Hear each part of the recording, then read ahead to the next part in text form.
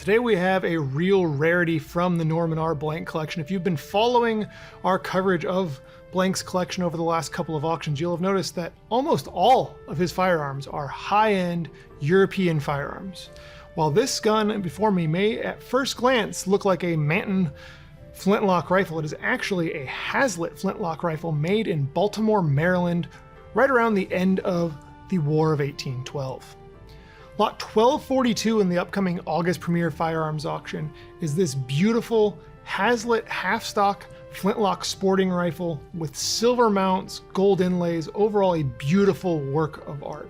While this is a true American-made firearm, James Haslett was actually an Irish-born gunmaker who was trained over in the UK and then brought over to the United States in 1798 to be the foreman in Robert McCormick's shop in Philadelphia, which was producing muskets underneath federal and state contracts right in the early national period.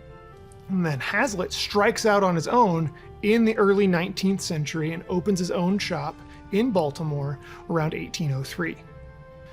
Haslett was also an officer in the early national period through the War of 1812, and then during the War of 1812 he actually inspected and repaired arms used against the British during the war.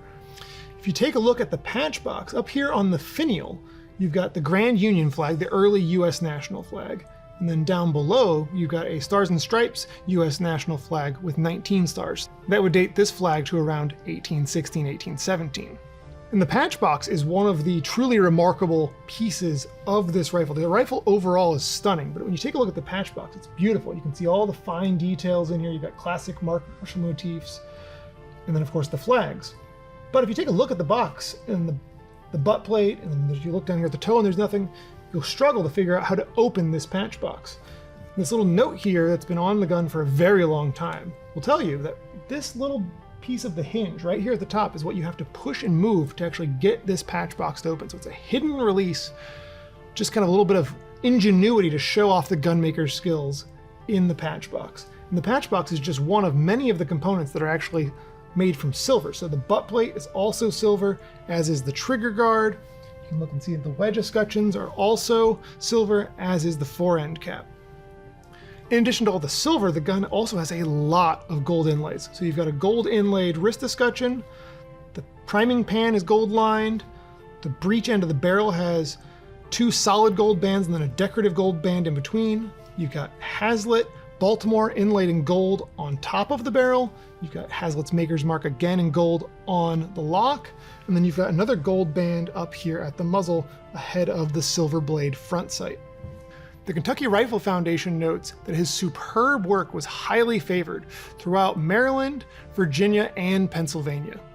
Before this gun was in Norman Blank's collection, it was actually in the Colonel Richard Cooper collection, and it's featured in steel canvas by R.L. Wilson as a fine example of an early high-art American firearm. And looking at the gun overall, we've already covered a lot of the details, but if you just look at the overall gun, it is not just a work of art, it's also a very finely crafted firearm.